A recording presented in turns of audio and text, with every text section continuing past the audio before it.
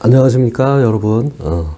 인천 공경단 학원에서 실시하는 전국 봉투 모의고사 1회 소방학개론 해설 강의를 시작하겠습니다. 자, 1번입니다. 화재조사 및 보고 규정상 건물의 동수 산정에 대한 설명으로 옳지 않은 것은 그랬습니다. 자, 정답은 3번이죠. 목조 또는 내화조 건물의 경우 격벽으로 방화구역이 되어 있는 경우는 다른 동으로 한다가 아니라 같은 동으로, 한 동으로 본다입니다. 자, 1번 좀 보충 설명하자면 주요 구조부가 하나로 연결되어 있는 것은 한 동으로 본다라고 했습니다. 자, 건축물의 주요 구조부라고 하는 것은 지붕, 틀, 그 다음에 또 뭐가 있나요? 보, 기둥, 내력벽, 주계단, 바닥이 있습니다. 바닥에는 이제 최하층 바닥은 해당되지 않고요. 자, 2번 내용은 이제 건물의 외벽을 이용해서 실을 만들어 헛간 목욕탕, 작업실, 사무실 및 기타 건물 용도로 사용하고 있는 주 건물과 같은 동으로 본다 그랬는데 맞는 얘기죠. 그러니까 여기 이제 주 건물이 있다고 했을 때 주 건물의 벽을 이용해서 이쪽 벽을 이용해서 추가로 하나 이제 건물을 하나 만들었다면 이것도 주 건물에 포함된 속한 건물로 보는 겁니다. 자, 그 다음에 4번은 내화조 건물의 옥상에 목조 또는 방화 구조 건물이 별도 설치되어 있는 경우는 다른 동으로 한다입니다. 4번 내용도 맞는 얘기고요. 그러니까 옥상에 별도로 목조 건물이 설치되어 있다, 또 목조 또는 다른 건물이 설치되어 있다라고 하면은 다른 동으로 봐야 됩니다. 자, 그래서 다른 1번, 2번, 4번은 다 맞는 내용이고요. 3번이 잘못된 내용입니다. 자, 2번입니다. 존수의 재난 분류 중 홍수가 속하는 재난으로 옳은 것은 그랬습니다. 보통 이제 존수의 재난 분류는 세 가지로 분류하고 있죠. 자연재난하고 준자연재난, 인적재난으로 분류되어 있는데, 아네스라는 학자는 보통 이제 자연재난하고 인적재난으로 분류가 되어 있는데, 존수라는 학자는 세 가지로 분류를 했습니다. 만약에 재난 분류에서 혹시 시험에 나온다면, 틀릴 가능성이 많이 있으니까 주의를 좀 해주시고요. 여기 잠깐 자연재난에 대해서 보시면 스모그 현상, 온난화 현상, 사막화 현상, 염수화 현상이 있습니다. 대체로 단어에 뭐가 들어가죠? 화자가 들어가는 걸 알 수 있습니다. 자, 그리고 눈사태, 홍수, 토양 침식이 되어 있는데 염수화 현상에서 보면은 지구 물리학적 재난 중에서 지형학적 재난에 속하는 염수 토양이 있죠. 염수 토양은 지형학적 재난이고 염수화 현상은 준자연 재난입니다. 그리고 지형학적 재난에는 산사태가 있고 준자연 재난에는 눈사태가 있습니다. 보통 홍수 같은 경우는 기상학적 재난에 속하는데 존수라는 학자는 준자연 재난으로 분류한 게 이제 특징으로 보여집니다. 아무튼 이 부분은 조금 존수의 재난 분류는 좀 주의를 하실 필요가 있겠습니다. 자, 3번입니다. 다음 중 훈소 연소에 대한 설명으로 옳지 않은 것입니다. 자, 요거 문제를 설명하기 전에 우리가 연소에 대해서는 여러분들이 잘 알고 있듯이 크게 나눠보면 이제 불꽃 연소하고 자결 연소로 나뉘어져 있는데 자결 연소 같은 경우는 다시 표면 연소하고 훈소로 나뉘어질 수 있습니다. 표면 연소는 여러분들이 잘 알고 계신 것처럼 이미 이제 가연성 기체를 포함하고 있는 가연물이 연소를 통해서 가연성 기체를 다 밖으로 배출이 되고 남아있는 그 물질이 되겠죠. 예를 들어서 목재가 타고 남았다 그러면 숯이나 목탄이 남아있을 거고요. 코크스 같은 경우는 이제 석탄이 타고 남으면 석탄가스가 다 날려보내고 나면 나머지 잔유물이 코크스에 해당이 되겠습니다. 금속분 자체는 가연성 기체를 포함하고 있지는 않죠. 가루이기 때문에 표면적이 넓어서 산소하고 결합이 굉장히 빠르기 때문에 위험하다고 할 수 있겠죠. 그래서 숯이나 목탄, 코크스, 금속분은 가연성 기체를 포함하고 있지 않은 물질이기 때문에 표면 연소를 하고 있겠죠. 그래서 표면 연소에 해당되는 물질은 열분해라고 하는 과정이 필요 없는 거죠. 자, 그리고 발생 원인, 열분해가 발생하지 않는다. 가연성 기체 발생하지 않고요. 그 연소 방향은 심부 연소에 해당이죠. 가연물 내부 쪽으로 연소 방향이 잡혀 있기 때문에 신부연소에 해당이 되고요. 불꽃은 가능성이 전혀 없죠. 거기에 비해서 훈소라고 하는 것은 가연성 기체를 포함하고 있는 물질이지만 연소하면서 가연성 기체가 발생은 하는데 주변의 환경에 의해서 주변의 주위의 온도가 너무 낮거나 또는 그 산소 분압이 너무 낮은 경우에 산소가 충분히 공급되지 않는 경우에는 발생한 가연성 기체가 착화하지 못하고 그냥 분해 생성물로만 나타나는 현상을 훈소라고 합니다. 그래서 훈소는 가연성 기체는 발생을 합니다. 다만 주변의 영향으로 착화가 안 되는 그런 연소를 훈소라고 하고 스몰더링 컨버전이라고 합니다. 자, 그러면 훈소 같은 경우에는 그 주변의 여건이 개선이 되면, 즉 온도가 높아지거나 또는 산소 공급이 원활하게 되면 다시 불꽃 연소로 전환이 가능하겠죠. 일단은 훈소 상태에서는 연소 방향은 신부 연소에 해당이 되겠습니다. 따라서 순소 같은 경우는 가연성 기체를 포함하고 있는 물질이죠. 그러니까 종이라든가 목재라든가 또는 플라스틱이라든가 뭐 섬유류 그런 거에 해당이 되겠습니다. 자, 뭐 잘 알고 있으시라고 보여지지만 다시 한번 환기시키는 의미에서 정리를 한번 해봤고요. 자, 훈소 부분은 예전에 한번 출제가 된 적이 있거든요. 그래서 한동안 나오질 않았기 때문에 이게 선택지로도 나올 수 있을지 않을까라는 생각에서 문제를 한번 만들어 봤습니다. 자, 그럼 문제를 한번 살펴볼게요. 자, 1번 같은 경우 훈소연소의 설명 중 옳지 않은 것은 그랬습니다. 훈소는 다공성 가연물인 순, 목탄 등의 내부에서 발생하는 것으로 불꽃이 없이 타는 연소이다.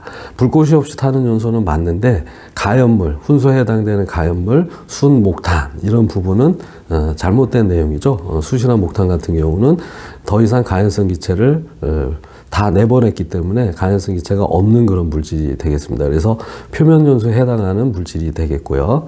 자, 그래서 1번이 틀렸습니다.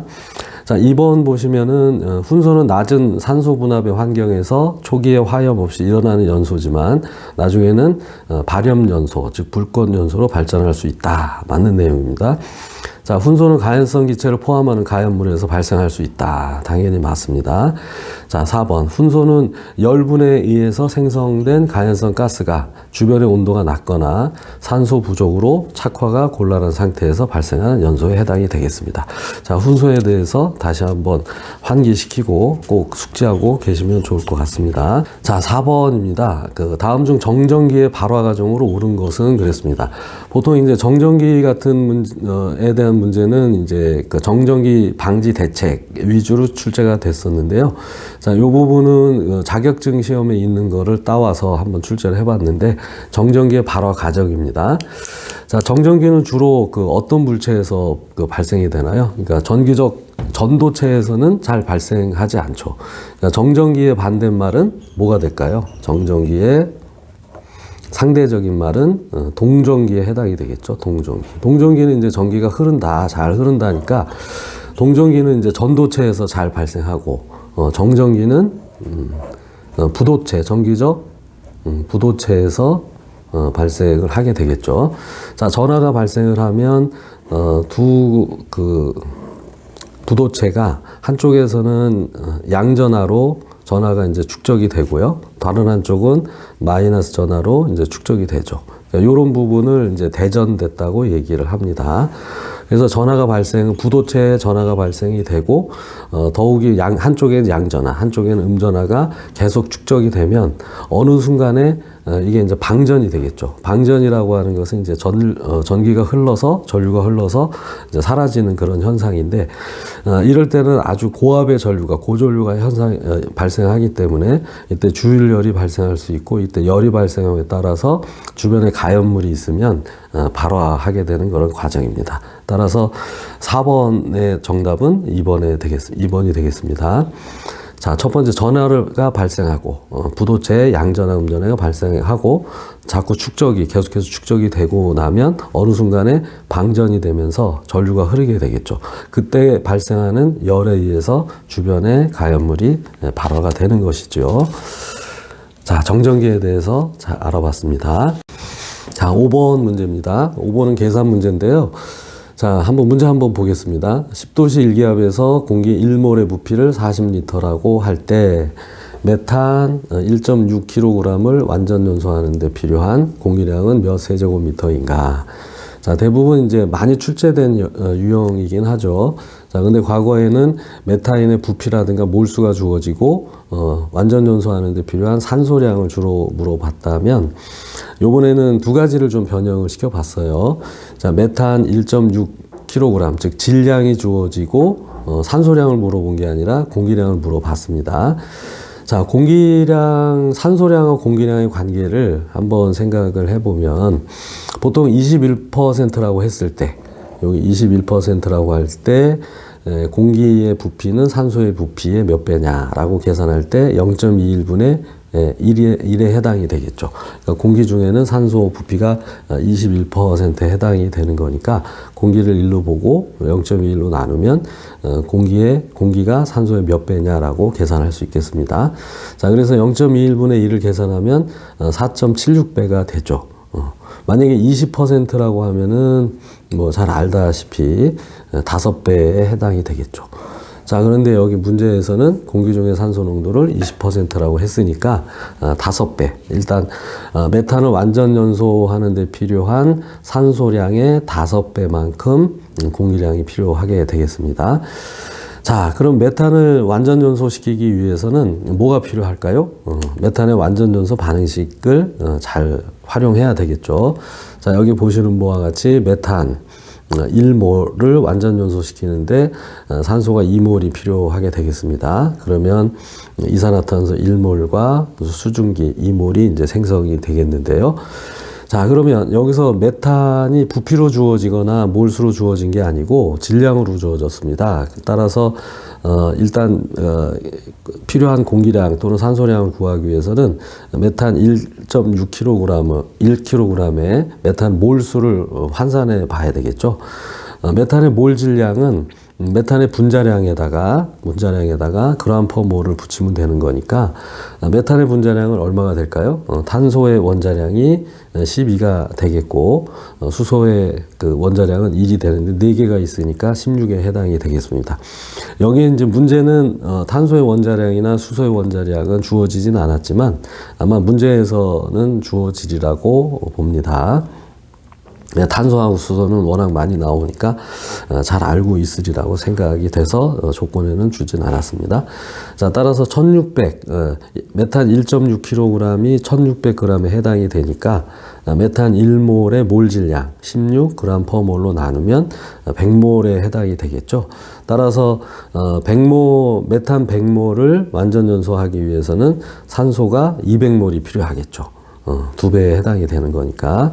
자, 공기 중의 산소량은 또 20%라고 했기 때문에 공기량은 산소량의 5배 하면 되겠죠.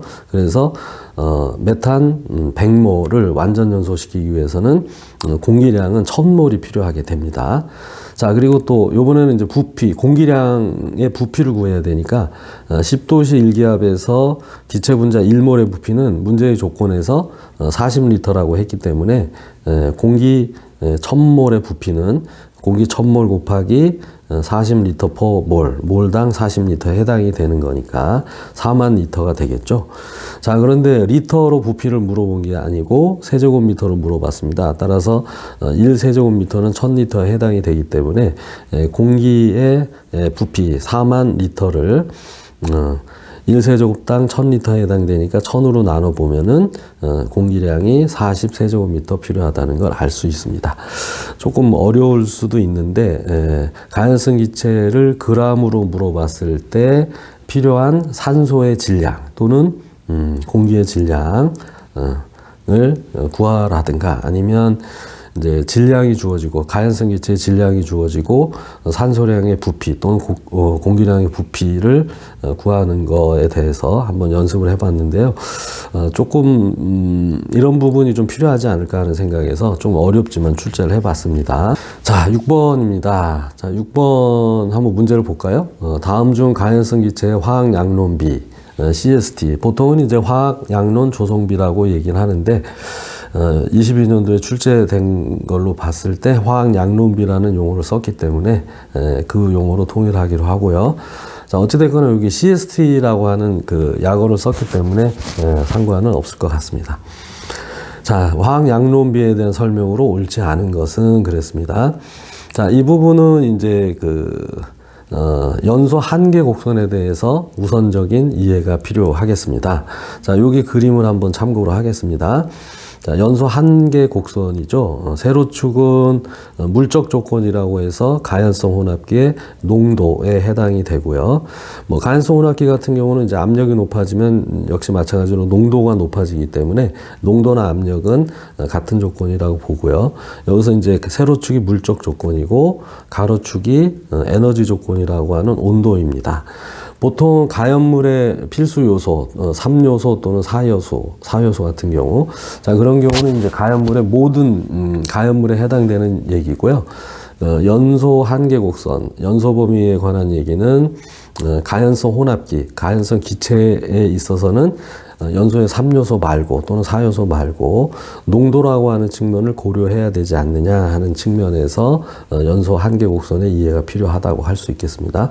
자, 에너지 조건은 연소의 3요소 또는 4요소에 포함되는 점화원에 해당이 되겠죠. 그래서 점화원을 기준으로 했을 때 농도, 가연성 혼합기의 어떤 농도에서 과연 가연성 혼합기의 연소가 잘 될 수 있는지에 관한 그래프가 되겠습니다. 물론 연소 하한계하고 상한계 부분도 이해를 해야 되겠고요. 자, 그러면서 요 그래프는 이제 포화 증기압 선도가 되겠고요. 자, 아래쪽이 연소 하한계, 그다음 위쪽이 연소 상한계에 해당이 되겠죠. 자, 요 부분이 이제 자연발화 곡선입니다. 자연발화 곡선. 그러면 화학양론 조성비, 화학양론비라고 하는 것은 각 온도에서 요 온도에서 만약에 이 온도라면 여기가 연소 범위가 되겠고요. 만약에 이쪽 온도라면은 연소 범위가 이렇게 되겠죠. 그러니까 온도가 높아질수록 연소 범위가 넓어진다는 걸 알 수 있겠고요. 자, 화학양론비, 즉 농도비, 가연성 혼합기의 농도비는 계산을 통해서 구할 수 있는데 대체적으로 봤을 때 하한계하고 상한계 한 중간 정도에 위치한다고 보여지고요. 자, 여기서 포화 증기압 곡선하고 하한계하고 만나는 점, 이 점이 이제 인화점에 해당이 되겠고요. 자, 인화점보다는 이제 5도에서 10도 정도 높은 이 정도가 이제 연소점에 해당이 되겠죠. 자, 그리고 자연발화 곡선하고 화학양론비에 해당되는 농도 곡선 만나는 점이 여기가 자연발화 점이 되겠죠. 발화점에 해당이 되겠습니다. 자, 그래서 어떤 그 가연성 혼합기의 자연발화점은 인화점 없이 연소할 수 있는 자연발화점은 화학양론비 농도에서 자연발화 곡선하고 만났을 때 최저 온도가 되겠죠. 발화점이 가장 낮을 때의 농도는 화학양론 조성비에 해당되는 농도이다라는 걸 알 수 있고요. 화학양론 농도에서 농도보다 높아지면은 발화점이 높아지겠죠. 온도가 여기가 발화점이 되고, 또는 화학양론비 농도에서 더 낮아지면, 하한계 방향으로 낮아지면 또 역시 발화점은 높아진다는 걸 알 수 있습니다. 자, 그동안 문제 출제에 보면은 인화점에 대해서는 아주 자주 물어봤는데 발화점에 대해서는 물어보지 않았고요. 그리고 처음으로 16년도 이후에 구급 공채에 이렇게 그래프, 연소 한계 곡선이라고 하는 그래프에 관해서 그래프를 가지고 이제 출제됐는데 문제가 많이 고급화된다는 걸 느낄 수 있습니다. 그래서 인화점에 대해서 이제 자주 출제가 됐고, 이왕 이렇게 그 연소 한계 곡선에 대해서 나왔다면 발화점에 대해서 한번 나오지 않을까 하는 그런 생각에서 이 문제를 출제를 해봤습니다. 그리고 화학양론비에 대해서 경각심을 한번 더 가졌으면 좋겠다라고 하는 뜻에서 문제를 출제를 해봤습니다. 그래서 발화점은 아까 좀 전에 설명드린 것처럼 발화점의 최저 조건은 화학양론비 농도에서 가장 최저점이 되고요. 화학양론비에서 상한계 쪽으로 농도가 더 높아지면 그림에서 보듯이 발화점은 높아진다. 또 화학양론비보다는 또 하한계 쪽으로 농도가 낮아지면 또 발화점이 높아진다는 걸 알 수 있습니다. 자, 이런 점 유념해 두시고요. 그리고 가연성 혼합기의 연소 속도에 관한 건데요. 자, 가연성 혼합기의 연소 속도는 역시 화학양론비에서 최대가 되는 것보다도 화학양론비보다는 조금 높은 온도에서, 높은 농도에서 최대가 되는 걸 알 수 있습니다. 물론 전체적으로 봤을 때 화학양론비에서 상한계 쪽으로 농도가 더 높아지거나 또는 화학양론비에서 하한계 쪽으로 농도가 더 옅어지면은 연소 속도는 늦어지죠. 그런데 가연성 혼합기의 연소 속도가 최고 속도인 경우에는 좀 정확히 말씀드리면 화학양론 조성비보다는 조금 높은 온도에서 최고가 된다. 최고 연소 속도가 된다라는 걸로 정리를 해 두었으면 좋겠습니다. 자, 연소 한계 곡선에 대해서 설명을 드렸습니다. 그러면 문제 6번 전체적으로 보고 한번 판단해 보겠습니다. 자, 다음 중 가연성 기체 화학양론비 CST에 대한 설명으로 옳지 않은 것은 그랬습니다. 자, 1번 상온 상하파에서 가연성 혼합기가 완전 연소되기 위한 연료와 가연성 혼합기의 농도비다. 맞습니다. 자, 4번 한번 보실까요? 제가 문제에서 이제 공식을 가지고 옳고 그름을 따지는 것은 잘 물어보지 않는 형태인데, 아까도 말씀드린 것처럼 화학양론비에 대해서 좀 경각심을 가지시라, 좀 숙지하시라고 하는 측면에서 4번에 이제 해당하는 공식을 적어봤습니다. 자, 화학양론비는 완전 연소 반응식에서 CST 어떻게 구하냐면 연료 몰수 플러스 공기 몰수 분의 연료 몰수 곱하기 100 이렇게 해서 구할 수 있는데요. 자, 한번 예를 들어 보겠습니다. 메탄의 경우 예를 들어 보면 메탄의 완전 연소 반응식이 CH4 플러스 EO2 CO2 플러스 EH2라고 잘 알고 계시죠. 자, 여기서 그러면 연료 몰수 공기 몰수 완전 연소 반응식에서 연료 몰수 공기 몰수라고 하는 것은 바로 뭐에 해당이 되죠? 자, 여긴 계수비가 1이니까 메탄 1몰, 연료 몰수라는 걸 1 쓰시면 되겠고요. 자, 여기는 산소 몰수가 아니고 공기 몰수입니다. 근데 완전 연소 반응식에서는 산소 몰수가 나와 있죠. 그래서 산소에 대해서 아까 말씀드렸듯이 5번 문제 풀었을 때 공기는 산소에 정확히는 21%일 때는 4.76배, 만약에 20%만 존재한다고 전제했을 때는 5배인데, 자, 여기서는 공기의 부피에 대해서 언급이 없었으니까 4.76배라고 하겠습니다. 4.76배는 어떻게 나왔나요? 공기 중에 산소가 0.21이니까 0.21분의 공기를 1로 봤을 때 0.21분의 1을 계산한 게 대략 4.76배에 해당이 됩니다. 자, 그래서 공기 필요한 메탄 1몰을 완전 연소시키기 위해서 산소는 2몰이 필요한데 공기 몰수는 산소 몰수의 4.76배니까 바로 곱해서 정리하시면 되겠고요. 자, 여기는 다시 연료 몰수입니다. 그러면 메탄의 몰수는 1에 해당이 되기 때문에 계산하시고 100을 하면은 메탄을 완전 연소하기 위한 화학양론비가 구해지는데요. 계산이 매우 어렵죠, 이거를. 그래서 대략 계산해 보면 9.5 볼륨 퍼센트에 해당이 된다는 걸 알 수 있습니다. 어차피 메탄에 대해서 출제가 자주 되고 있고요. 혹시 메탄의 화학양론비를 구하라 라고 출제가 된다면 계산상 매우 어렵다고 볼 수 있죠. 그러니까 요거 하나 정도는 살짝 기억해 두면 혹시 나온다면 그냥 바로 기억에 의해서 답을 체킹하시면 될 것 같습니다. 자, 참고로 말씀드렸고요. 자, 2번인 경우에는 연소 한계 곡선에서 화학양론비보다 조금 높은 농도에서 가연성 혼합기의 연소 속도는 가장 빠르다. 맞는 얘기죠? 아까 좀 전에 설명을 드렸습니다. 자, 3번. 파라핀계 탄화수소는 보통 이제 파라핀계 탄화수소가 이제 가연성 혼합기를 형성하는 가연성 기체에 해당되니까 가연성 혼합기라고 이해하시고요. 화학양론비에서 발화점이 가장 높다가 아니고 아까 그림에서 봤듯이 화학양론비에서 자연발화 곡선하고 만나는 점에서의 발화점이 가장 낮다는 것을 알 수 있습니다. 자, 7번입니다. 7번도 계산 문제죠. 자, 한번 읽어보고 말씀드리겠습니다. 자, 7번. 공기 중 산소 농도가 20%라고 할 때 그 밀폐된 공간에 이산화탄소를 방사해서 산소 농도가 12%가 되었다고 하면 이때 이산화탄소의 최소 농도는 이렇게 물어봤습니다.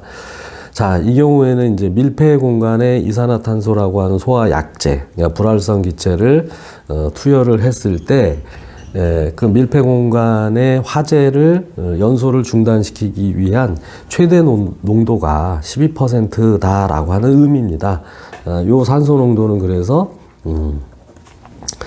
그 최소가 아니고 한계 산소 농도라고 하죠.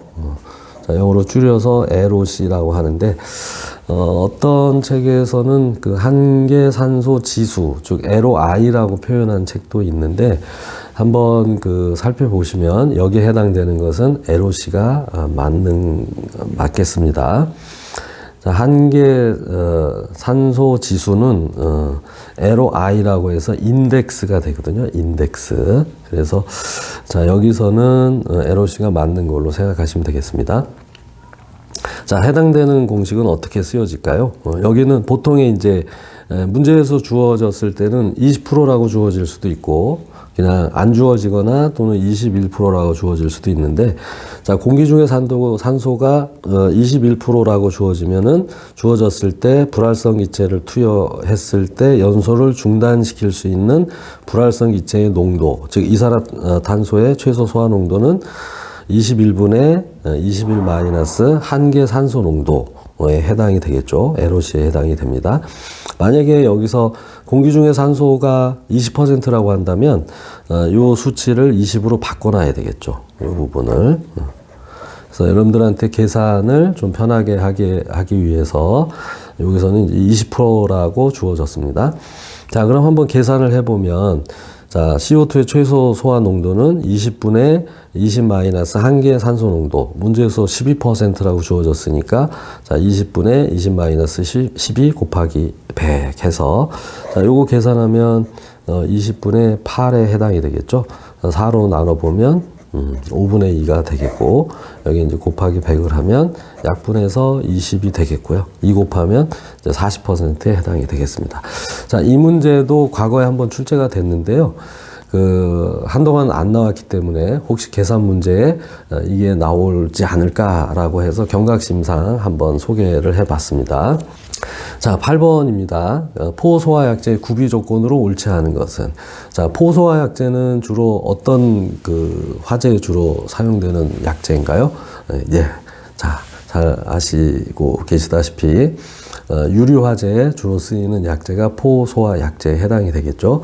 자, 포소화약제 같은 경우는 소화 효과가 첫 번째 질식 효과가 되겠고요. 두 번째 냉각 소화 효과가 되겠고요. 세 번째 유화 소화 효과가 되겠습니다. 자, 유류 같은 경우는 비수용성 액체가 대부분이죠. 그래서 물보다 비중이 작기 때문에 가볍습니다. 그래서 물보다 위에 상층부에 존재하겠고요. 자, 그러면 물을 유류화재 시 질식 소화하기 위해서는 기름보다 가벼워야 되겠죠. 약제가.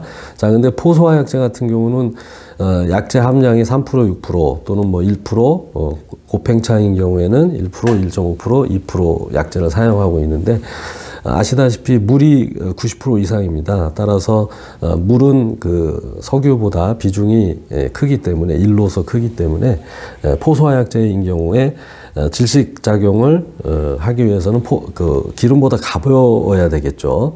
따라서 1번인 경우에 비중이 크다라고 하면 질식 소화하는데 어려움이 있겠죠. 여기서 구비 조건으로 옳지 않은 것은 정답은 1번인데 비중이 크고라고 하는 게 이제 잘못된 내용이죠. 포의 구성이 균질해야 된다. 이 부분은 맞는 내용인데 비중이 크면 포소화약제는 기름 속에 들어가기 때문에 더 이상 질식 효과를 발휘할 수 없게 됩니다. 자, 2번 포소화약제는 내유성, 기름에 견디는 힘이 있어야 되고 기름에 오염되지 않아야 되고, 그 다음에 내열성이 좋아야 된다. 또는 내열성과 같은 말은 내화성이라고 합니다. 이번 22년도에 출제된 거는 내열성을 내화성이라고 표현을 했더군요. 자, 같은 말입니다. 대부분 내열성이라고 표현하는데, 자, 시험 문제에서는 내화성이라고 표현을 했습니다. 자, 같은 말이니까 이해해 두시기 바라고요. 자, 그리고 독성이 없고 인체 해가 없어야 된다. 당연히 그래야 되겠죠. 자, 그리고 포의 환원 시간이 길어야 된다. 포의 환원 시간이라고 하는 것은 포의 가 형성이 됐을 때 어느 정도 오래도록 머물러야지 질식 효과에 효과가 있고, 그리고 유류 화재의 재발화도 막을 수 있겠죠. 자, 그래서 환원 시간이라고 하는 건 포가 물로 바뀌는 데 시간을 의미하기 때문에 포가 즉 공기를 많이 형성한 채로 오랜 시간 버텨줘야 소화 효과가 크다고 할 수 있겠습니다. 자, 9번 문제입니다. 자, 다음 빈칸에 들어갈 방폭 구조로 순서대로 바르게 연결한 것은 그랬습니다. 자, 폭발에 관련된 문제가 16년도부터 22년도까지 계속 한 번도 빠짐없이 출제가 돼서 23년도에는 쉬어갈지는 모르겠지만 폭발의 중요성을 봤을 때 만약에 출제가 된다면 그동안에는 많은 문제가 다양하게 출제가 됐기 때문에 나올 만한 내용은 거의 다 나왔는데 몇 가지 또 안 나온 내용이 있어서 한 가지 그 내용상으로 내용이 뭐냐면 분진 폭발입니다. 분진 폭발, 가스 폭발하고 분진 폭발의 특징 비교라든가 또는 분진 폭발의 특성이라든가 이런 부분이 하나 또 출제가 될 수 있고요. 다른 하나가 이제 전기 설비에 대한 방폭 구조입니다.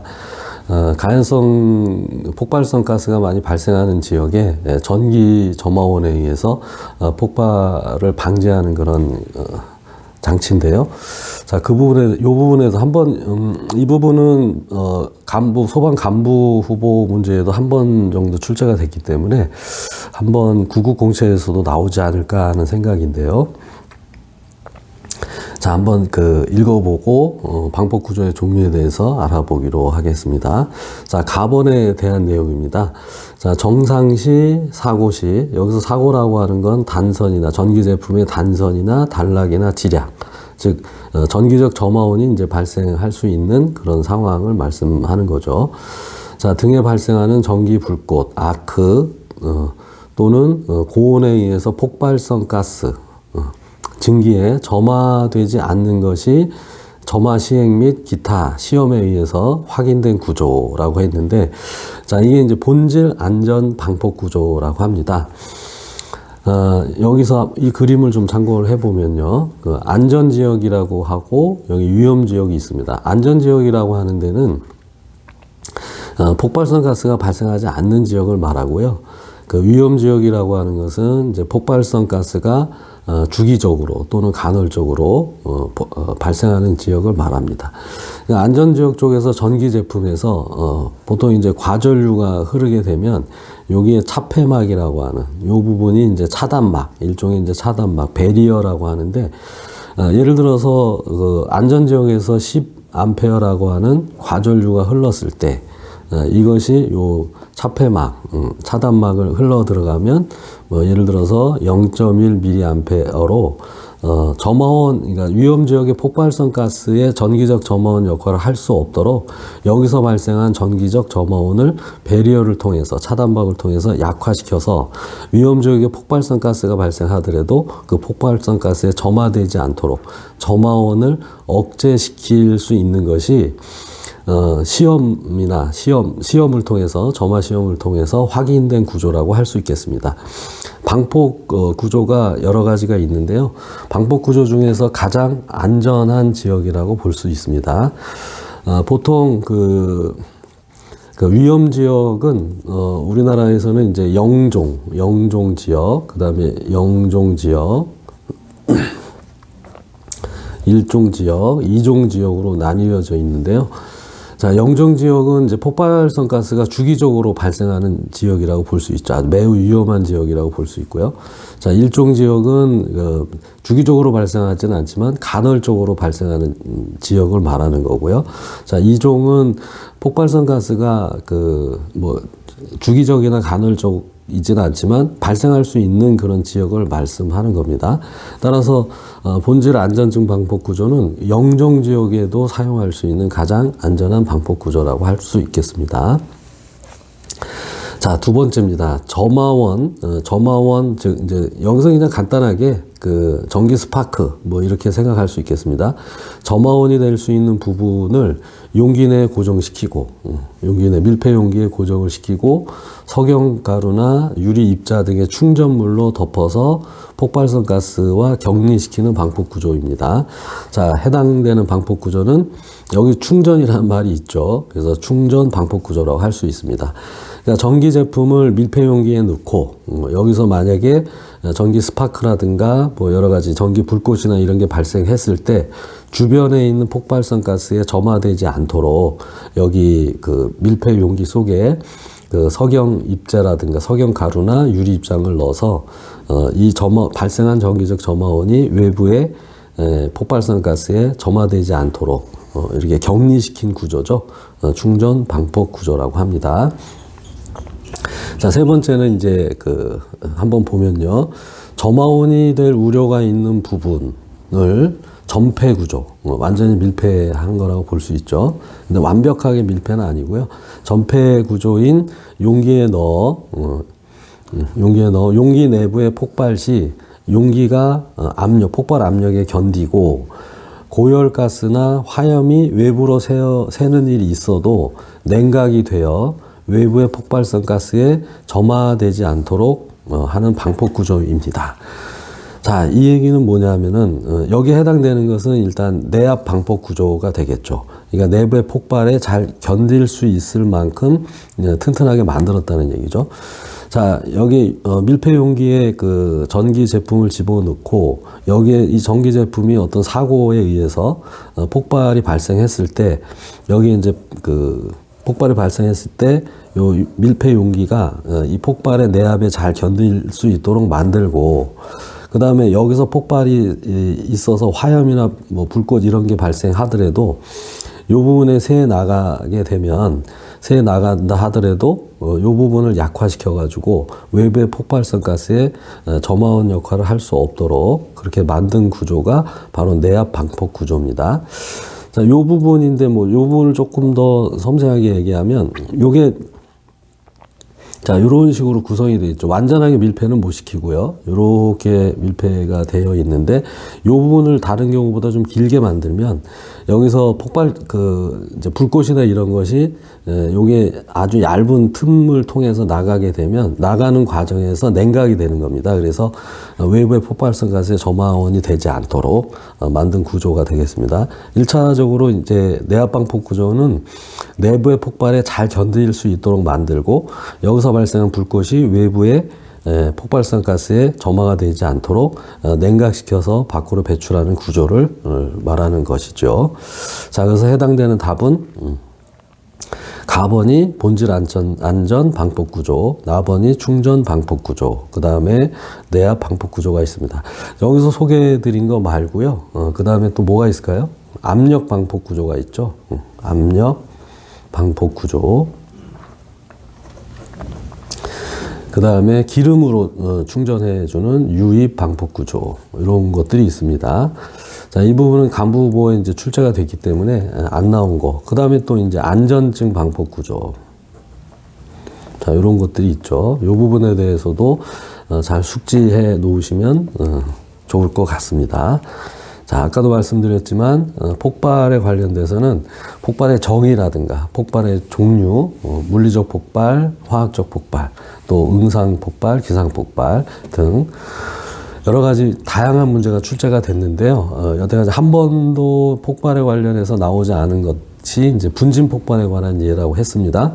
그래서 분진 폭발에 대해서 다시 한번 숙지를 좀 잘 하시고요. 가스 폭발과 비교해서 알아두시면 좋을 것 같고요.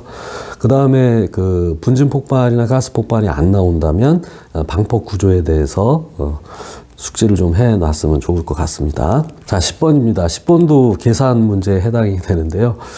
자, 소방학의 마무리는 역시 계산 문제를 나중에는 총 정리를 하는 것이 맞지 않나 싶습니다. 그래서 계산 문제가 3문제 정도 출제를 해봤는데요.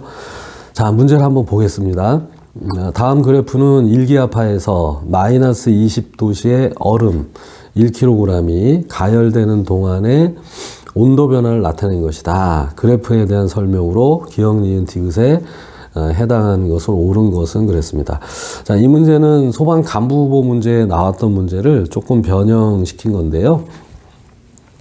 자, 물이 상태 변화할 때, 즉 얼음에서 수증기까지 변화할 때 외부에서 열을 흡수하는 열량, 열에 대해서 열에 관한 그런 문제인데요.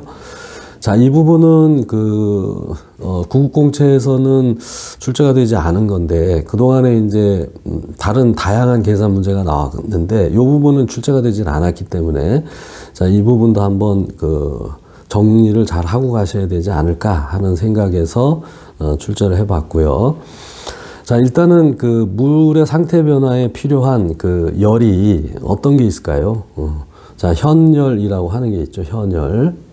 자, 현열이라고 하는 것은 상태 변화 없이 상태 변화가 없고 온도 변화할 때 필요한 열이 되겠죠. 온도 변화할 때 필요한 흡수하는 열이 되겠고요. 잠열이라고 하는 것은 온도 변화는 없고요. 온도 변화는 없고 상태 변화할 때 필요한 열량이 되겠죠. 상태 변화할 때 필요한 열이 바로 잠열이 되겠습니다. 자, 여기서 현열량을 구하는 공식은 Q equal M C 델타 T가 되겠죠. 자, 여기서 M이라고 하는 것은 이제 질량이 되겠고요. 그 다음에 C라고 하는 건 비열이 되겠습니다. 비열이 되겠고, 요거는 이제 온도차가 되겠죠. 온도차. 대부분이 이제 온도라고 하면 절대 온도로 바꿔야 되는데, 온도차로 했기 때문에 섭씨로 써도 상관이 없습니다. 자, 예를 들어서 20도씨의 절대 온도는 20에다가 273을 더하게 되겠죠. 만약에 30도씨의 절대 온도는 30에다가 273을 더하게 되는데, 만약에 빼보게 되면 273은 어차피 더한 거니까, 똑같이 더한 거니까 빼게 되면 온도 차가 되면 당연히 사라지니까 절대 온도를 굳이 쓸 필요는 없을 것 같습니다. 섭씨 온도를 사용해도 되겠고요. 자, 그래서 현열량 구하는 것은 이렇게 되고요. 자, 물의 비열은 1이 되겠죠. 4도씨 일기압에서 1로 결정이 돼 있고, 근데 얼음의 비열이라든가 또는 수증기의 비열은 문제에서 주어지죠. 그러니까 얼음의 비열 같은 경우는 보통 이제 0.5 정도 되고요. 수증기는 0.44가 되는데, 여기서 이제 비열의 단위란, 비열의 뜻이라고 하는 것은 물 1kg을 1도씨 올리는데 필요한 열량이 되겠죠. 그래서 비열의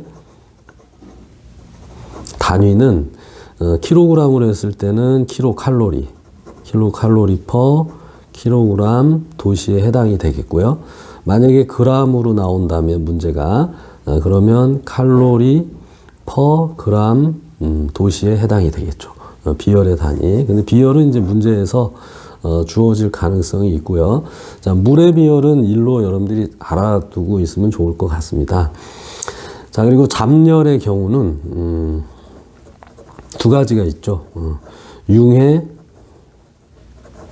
잠열이 있고, 그 다음에 증발 잠열이 있죠. 자, 융해 잠열은 얼음이 이제 물로 변화할 때 필요한 열이 되겠고요. 정해져 있죠. 80. 뭐 킬로그램이라고 하면 킬로 칼로리 퍼 킬로그램이 되겠고요. 그 다음에 그램이라고 하면 킬로 빼고 여기도 이제 킬로 빼시면 되겠고요. 자, 증발 잠열, 즉 물이 수증기가 될 때 흡수하는 열량에 해당이 되겠습니다.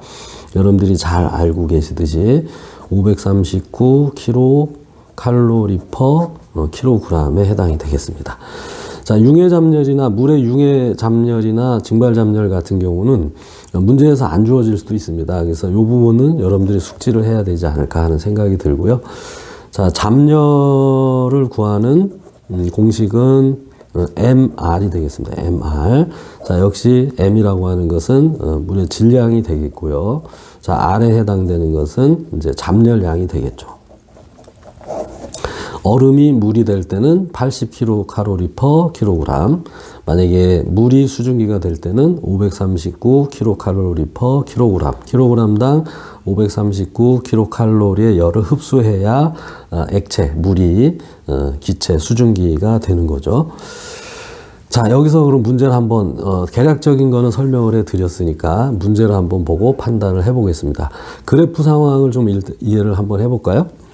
자, 이 부분은 이제 얼음이죠. 얼음, 마이너스 20도에서 0도의 얼음으로 변하고 있으니까 이쪽은 상태 변화가 없고 온도 변화만 있으니까 이 구간은 현열을 흡수하는 구간이 되겠습니다. 자, 이 부분은 0도시 얼음이죠. 0도시 얼음.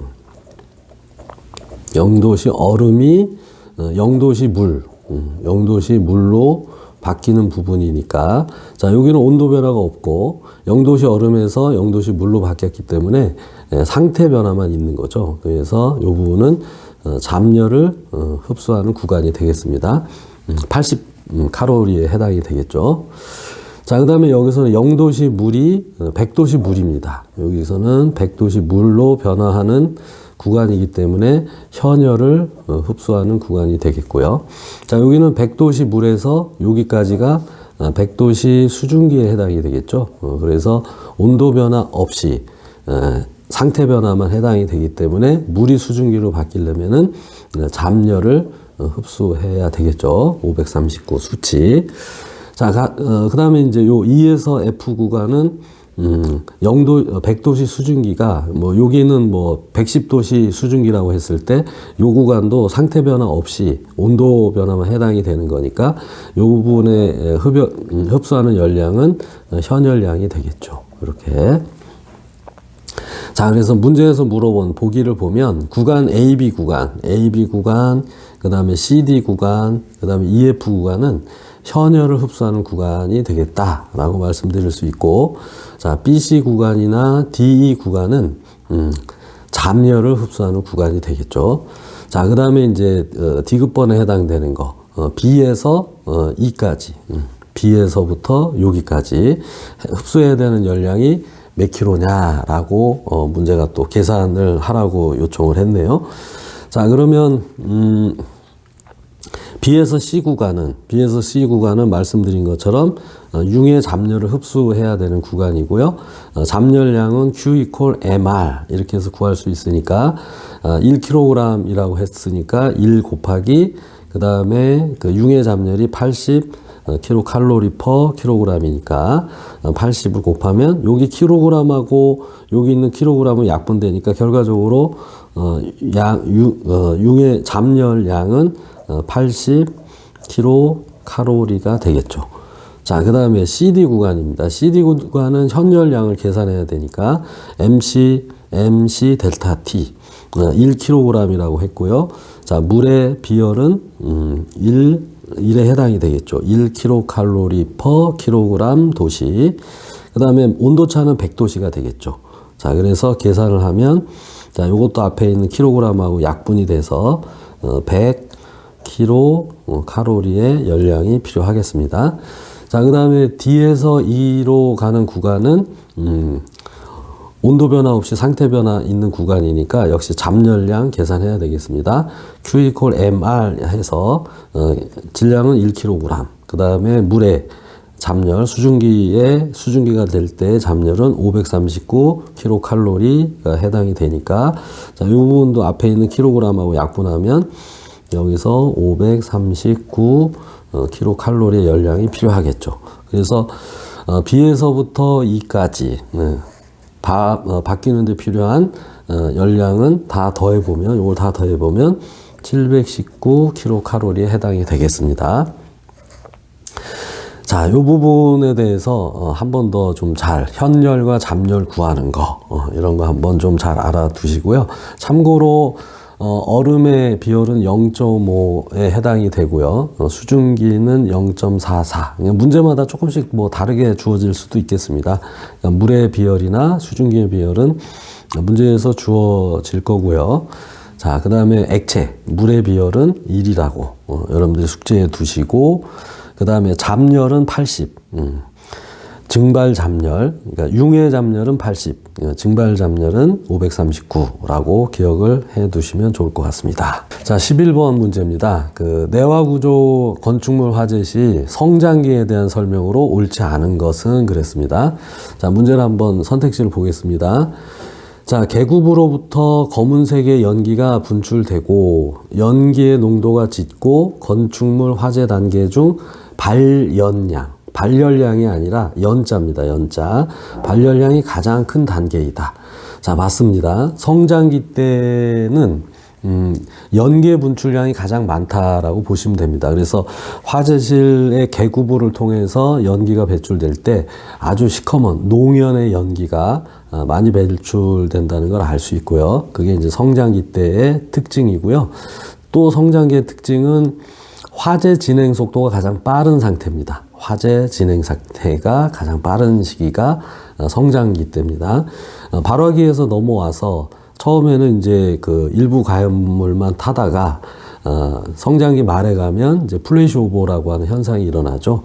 그러니까 화재실 내부의 모든 가연물에 불이 붙는 그런 전실 화재 현상이 발생하는데요. 자, 그렇기 때문에 약간의 화재에 의해서 플래시오버라고 하는 화재실의 전체 가연물에 불이 붙는 그런 현상까지 발생하기 때문에 화재 진행 속도가 가장 빠른 시기가 성장기 때라고 보시면 됩니다. 자, 우선 맞는 것부터 보겠습니다. 자, 3번이 맞고요. 틀린 건 2번인데, 자, 성장기 끝 무렵에는 강한 복사열로 프레시오버가 발생하기도 한다라고 했습니다. 맞겠죠? 자, 프레시오버의 그 현상은 화재실의 복사열의 축적입니다. 복사열의 축적에 의해서 화재실 내부에 1메가와트, 1055kW 정도의 열량이 축적이 됐을 때 발생하는 현상이기도 하죠. 자, 거기에 맞춰서 생각을 해 주시면 될 것 같고, 프레시오버가 일어나면 프레시오버를 기점으로 해서 화재실 내부에 프레시오버가 일어나면서 화재실 내부에 있는 산소를 거의 다 쓰게 되죠. 프레시오버가 끝나고 나면 산소량이 굉장히 작아지죠. 그리고 이제 성장기로 넘어가는데, 성장기로 넘어가서도 화재가 계속 온도도 높아지고 하는 이유는 산소 농도는 좀 부족하지만 워낙 열이 높기 때문에 화재가 계속 진행이 될 수 있고, 화재실의 모든 가연물의 그 에너지, 열량을 최대한으로 발생시키는 시기가 바로 최성기에 해당이 되겠습니다. 자, 그리고 4번 보겠습니다. 화재에 의해 생성된 가스가 천장 부근에 축적된 상태에서 발화되어 불꽃이 천장을 따라 굴러다니는 롤오버 현상이 일어날 수 있다. 맞는 얘기죠. 롤오버 현상이 일어나고 천장에 있는 그 복사 에너지가 화재실 바닥에 있는 미연소 가연물에 불이 붙어서 화재실 내부의 모든 가연물에 불이 붙는 현상, 그게 바로 플래시오버 현상이라고 볼 수 있겠죠. 자, 그리고 플래시오버를 기준으로 해서 발화기 성장기 쪽을 산소는 어느 정도 충분하죠. 연소가 될 수 있는 만큼 산소가 충분하기 때문에 연소에 지장을 주진 않습니다. 따라서 화재에 영향을 끼치는 것은 화재실 내부에 있는 가연물에 따라서 연소 형태, 즉 화재 형태가 달라지기 때문에 그러한 시기를 연료 지배형 화재라고 하고요. 잘 알고 계시죠? 그 다음에 프레시오버가 일어나면 화재실 내부에 있는 산소를 다 태우기 때문에 이때부터 연소 화재 진행 상황은 뭐에 따라 달라진다? 환기 요인에 따라서 달라지죠. 그래서 플래시오버 이유를 환기 지배형 화재라고 부르고 있죠. 자, 그래서 뭐 참고적으로 말씀을 드리면 최성기 때의 연소 속도 같은 경우는 A 루트 H가 바로 뭐예요?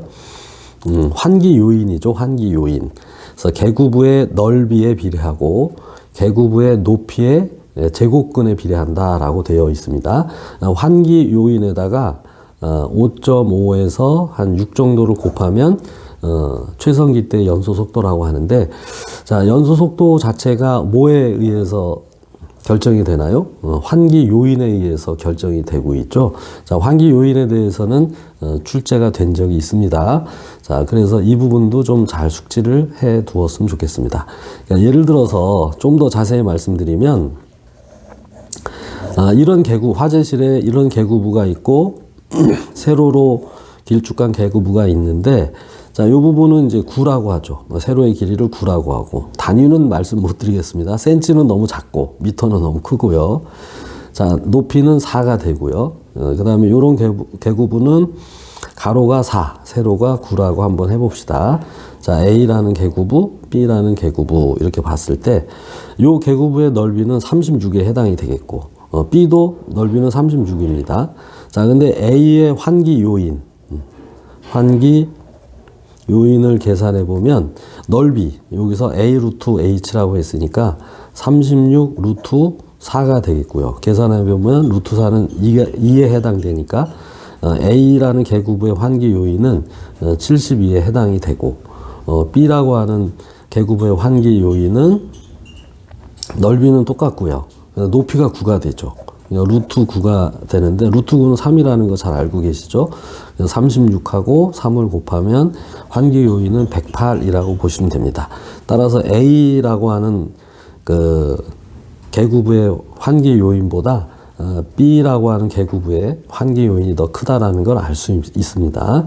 그래서 B라는 계구부를 통해서 환기가, 즉 산소 공급도 잘 되고 연기도 더 외부로 빨리 나갈 수 있는 그런 요인이라고 이해하시면 될 것 같습니다.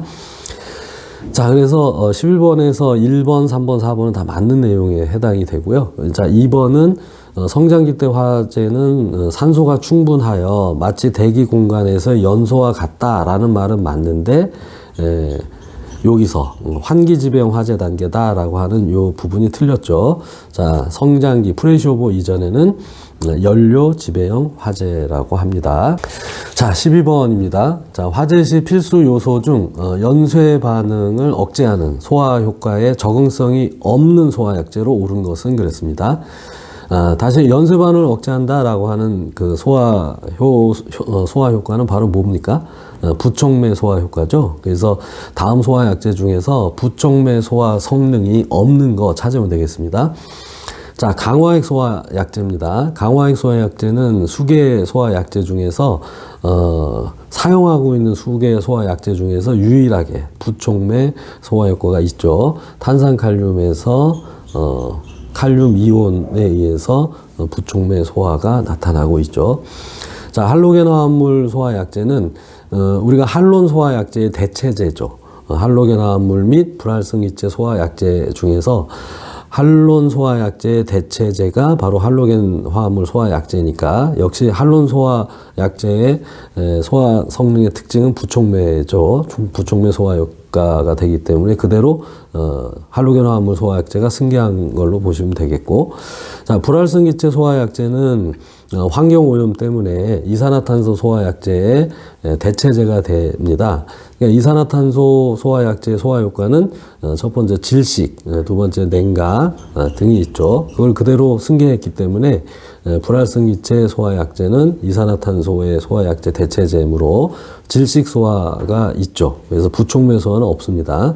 그래서 해당하는 거는 3번인데, 불활성기체 소화약제는 대체적으로 그 액화시킬 수가 없죠. 이산화탄소 소화약제 같은 경우에는 액화시킬 수 있어서 질식 소화 말고도 냉각 소화 효과가 가스계 소화약제 중에서는 가장 크다고 볼 수 있는데, 불활성 기체 소화약제인 경우에는 액화시키기가 좀 어렵습니다. 질소라든가 아르곤이라든가. 그렇기 때문에 냉각 소화 효과가 크다라고 할 수는 없고, 질식 소화 효과가 크다고 볼 수 있겠습니다. 자, 그 다음에 분말 소화 약제 같은 경우에는 여러 가지 소화 효과가 있죠. 부촉매 소화 효과도 있고요. 자, 두 번째 방사열 차단 효과도 있고요. 그 다음 냉각 소화 효과도 있고요. 등등이 여러 가지가 많죠. 그죠? 그래서 여기에 부촉매 소화 효과가 없는 것은 불활성 기체 소화 약제에 해당이 되겠습니다. 자, 다음 13번입니다. 자, 그 계산 문제가 좀 끝나서 좀 수월하게 풀 수 있는 문제입니다.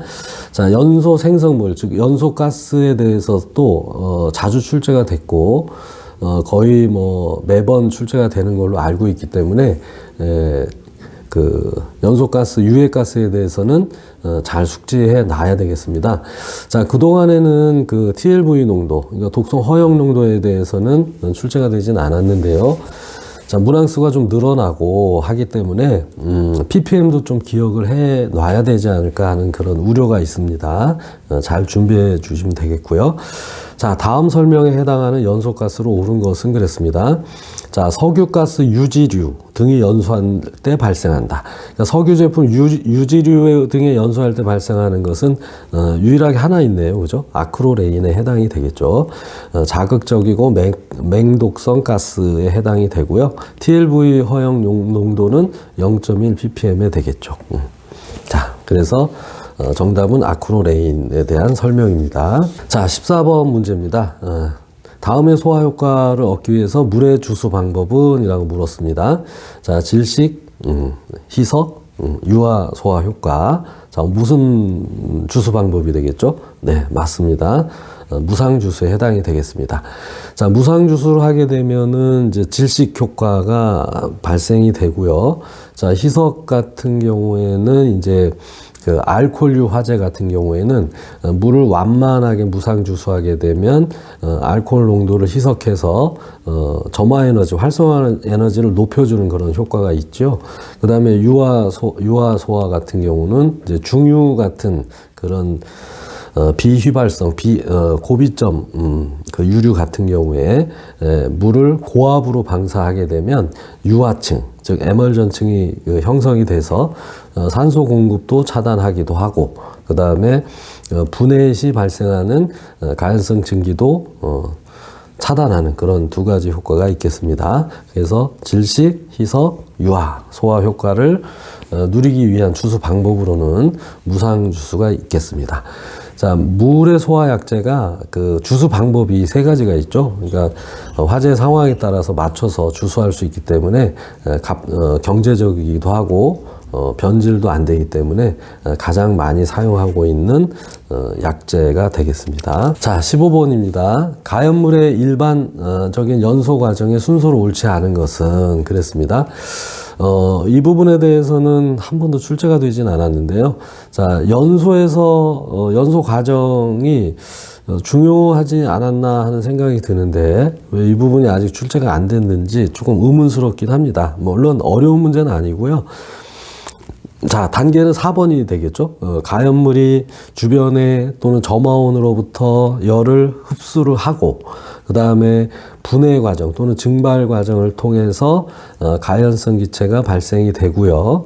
자, 가연성 기체가 발생이 되면 주변의 공기하고 혼합 과정을 거치게 되겠죠. 자, 그러면 가연성 혼합기가 농도 범위에 들어와 오고, 그러면 주변의 점화원에 의해서 이제 연소가 진행되는 이런 단계가 되겠습니다. 그동안에 이런 부분에 대해서 한 번도 출제가 되지 않았고, 근데 연소 과정에서는 굉장히 중요한 부분이 되기 때문에 한번 출제는 해봤습니다. 자, 흡분, 혼, 연 이렇게 첫 글자 띄어서 첫 글자로 암기하셔도 되고요. 그냥 안 봐도 다 이해를 하시죠. 그렇게 안 외워도. 자, 여기서 뭐 앞서 이제 문제된 건데, 분해가 되고 이제 또는 분해 또는 증발이 됐는데 뭐 혼합 과정을 뭐 거치게 되겠죠. 그런데 주변에 산소가 부족하거나 또는 그 온도가 낮아서 불꽃이 발생하지 않는 연소, 뭐라고 했습니까? 훈소라고 했죠. 그래서 대부분 요 단계에서 이제 훈소가 발생하게 됩니다. 자, 한 번쯤 정리를 해 두었으면 좋겠습니다. 자, 16번입니다. 16번. 요번에는 소화 설비 중에서 스프링클러 소화 설비 같은 경우도 21년도까지는 계속 출제가 됐죠. 포혼합 방식에 대해서도 자주 출제가 됐는데, 자, 21년도에서는 이제 스프링클러 소화 설비가 자주 출제가 되다 22년도에는 출제가 되진 않았죠. 그래서 23년도에는 스프링클러 설비 대부분이 다 21년도까지 출제가 다양하게 다 물어봤는데, 스프링클러 소화 설비 같은 경우에는 이제 더 이상 물어볼 거는 없는 듯 한데요. 스프링클러 소화 설비의 이제 작동 순서라든가, 또는 가스 압력식의 이산화탄소 소화 설비의 작동 순서가 출제가 될 수 있지 않을까라고 하는 예상이 들어서 가장 확률이 높은 게 이산화탄소 소화 설비의 작동 순서가 아닌가 싶어가지고 출제를 해봤습니다. 자, 문제를 한번 보겠습니다. 자, 가스 압력식 이산화탄소 소화 설비의 작동 순서. 여기서 가스 압력식이라고 하는 것은 이제 기동용기가 있는 이산화탄소 소화 설비 대부분에 해당이 되는 거죠. 이산화탄소 소화 설비에서는. 자, 작동 순서 한번 여러분들이 그림을 보면서 한번 생각을 해 보시기 바랍니다. 자, 화재가 발생합니다. 자, 그러면 자, 화재실 내부에 있는 두 개의 감지기 A, B가 동시에 작동을 하고요. 교차 회로 방식이라고 하죠. 자, 거기 감지기가 작동을 하면 전기 신호를 수신기로 보내죠. 자, 수신기에서 전기 신호를 솔레노이드를 작동을 시킵니다. 솔레노이드 밸브라고 하는 것은, 솔레노이드 밸브라는 것은 기동용기에 이제 장착이 되어 있죠. 그래서 기동용기에 뚜껑, 마개라고 할까요? 그거를, 솔레노이드에 장착되어 있는 파괴침으로 기동용기를 이제, 개방을 시키겠죠. 그래서 기동용기가 개방이 되면, 기동용기가 하는 일이 두 가지가 입니다. 하나는 이제 화재실에 나와 있는, 화재실에 연결이 되어 있는 선택 밸브를 개방시키고요. 그 다음에 이제 이산화탄소 저장용기를 개방을 시키게 되겠죠. 자, 그러면 가스가 해당하는 화재실에 배관을 통해서 흐르게 되면은 그 배관에 설치되어 있던 압력 스위치가 배관의 압력을 감지를 해서 제어반으로 다시 보내겠죠. 보내서 이쪽 부분에 이제 이산화탄소가 방출이 되고 있으니까 출입하지 마라, 들어가지 말아라라고 하는 방출 표시 등이 이제 표시가 되고요. 그 다음에 이제 소화 약제가 방사하게 되죠. 자, 요 순서는 꼭 알아두시기 바랍니다. 자, 그림도 있는데요. 그림은 여러분들이 이제 많이 공부했다고 보고, 요거는 이제 생략하기로 하겠습니다. 자, 17번입니다. 자동기동 방식의 펌프. 자동기동 방식의 펌프가, 수원의 위치보다 높은 곳에 설치되었을 때 펌프의 공동현상을 방지할 목적으로 설치된 부속률이 옳은 것은 그랬습니다. 자, 예전에도 이제 공동현상에 대해서 출제가 됐는데요. 한 번쯤 다시 나올 때가 되지 않았을까라는 생각에서 한번 출제가 됐고요. 자, 공동현상의 발생 원인도 잘 알아두시면 좋을 것 같고요. 또 공동현상 방지 대책도 알아두시면 되겠고요. 자, 17번 문제는 이제 공동현상을 방지할 수 있는, 수계소화 설비. 중에서 가장 중요한 게 바로 가압송수 장치가 되겠죠. 가압송수 장치의 부속률에 대해서 한번 출제를 해봤습니다. 자, 일단 조건은 수원의 높이보다 높은 곳에 펌프가 설치되어 있을 때고요. 자, 펌프의 공동 현상이라고 하는 것은 펌프에 기포가 발생하는 현상이죠. 기포가 발생하게 되면 펌프를 구성하고 있는 임팔라에 무리를 주게 되고, 급기야는 이제 펌프가 정지하는 그런 현상이 발생하기도 하기 때문에, 수계소화 설비에서 가장 좋지 않은 그런 나쁜 영향이라고 볼 수 있습니다. 자, 여기서 해당되는 것은 이제 물올림 장치입니다. 그러니까 물올림 장치라고 하는 것은 펌프가 수온의 위치보다 높은 곳에 있을 때는 반드시 공동현상을 방지하기 위해서 설치해야 되는 그런 부속류인데요. 펌프가 가동이 되면 펌프가 계속해서 가동이 되는 건 아닙니다.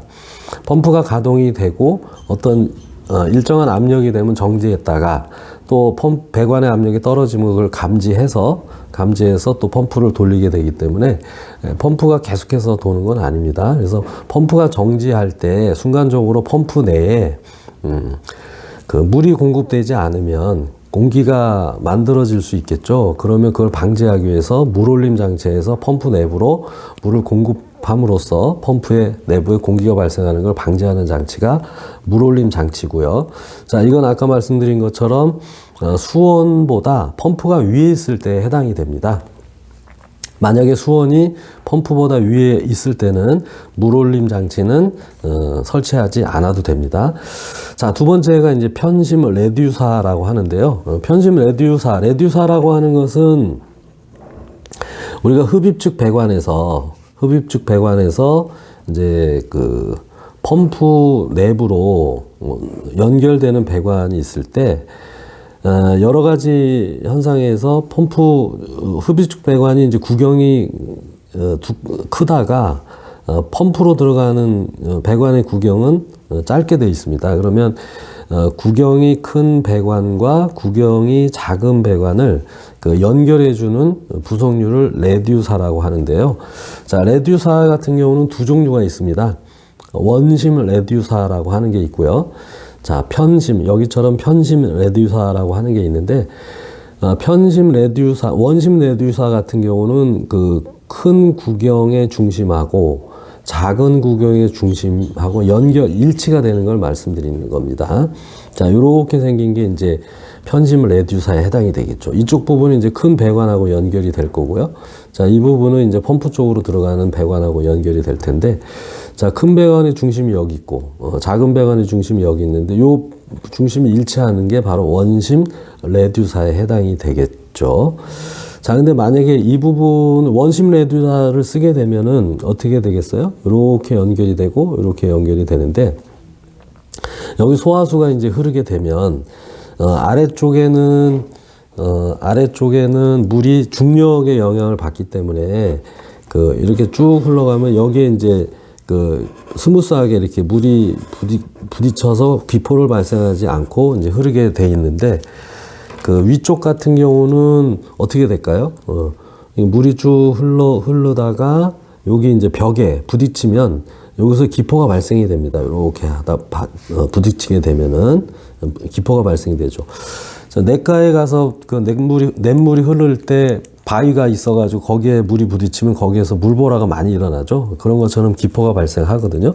그래서 기포가 발생하지 않도록 편심 레듀사를 쓰는데요. 편심 레듀사 같은 경우는 이렇습니다. 어떻게 생겼냐면, 자,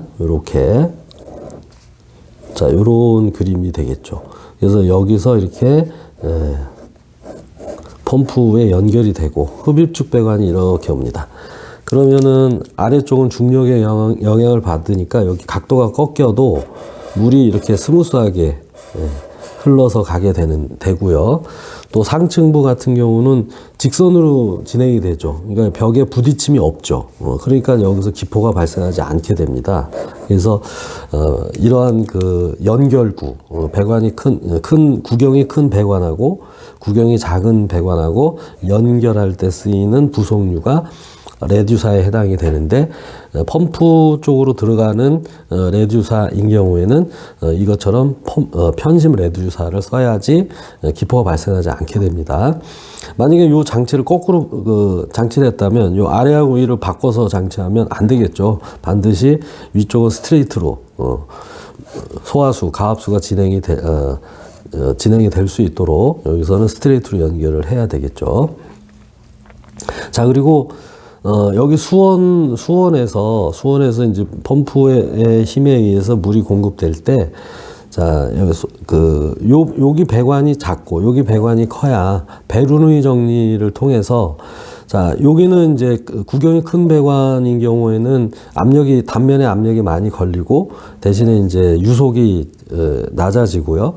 그 다음에 구경이 작은 배관인 경우에서는 단면에 압력이 작게 걸리는 대신에 속도를 엄청 빨리 유도하게 되겠죠. 그래서 펌프에 물론 전동기에서 물을 끌어당기는 그런 힘도 있지만 자연스러운 베르누이 정리에 의해서도 펌프가 하는 일을 좀 더 도와주면 물을 빨리 끌어당기게 되겠고, 그렇다 보면은 물론 전동기에 의해서 임팔라가 돌아가지만 여기 소화수의 흡입의 속도에 의해서 임팔라가 또 쉽게 돌아갈 수 있는 그런 현상을 만들어 주기도 하죠. 그런 숨은 뜻이 좀 있습니다.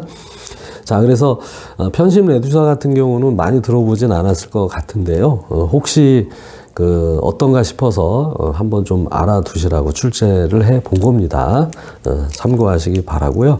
자, 물올림 장치는 다시 한번 말씀드리면 펌프가 수원보다 높이 있게 되면 펌프가 아무래도 수원에 있는 물을 끌어당기기가 좀 힘이 많이 들겠죠. 그리고 펌프가 계속해서 도는 것이 아니기 때문에 순간적으로 정지했을 때 펌프에 물이 공급되지 않게 되면 공기가 발생할 수 있기 때문에 발생을 억제하기 위해서 바로 물올림 장치에서 펌프 내부로 물을 공급하게 되어 있습니다. 그래서 물올림 장치는 펌프가 수온보다 높이 있을 때 공동현상을 방지하는 현상이고요.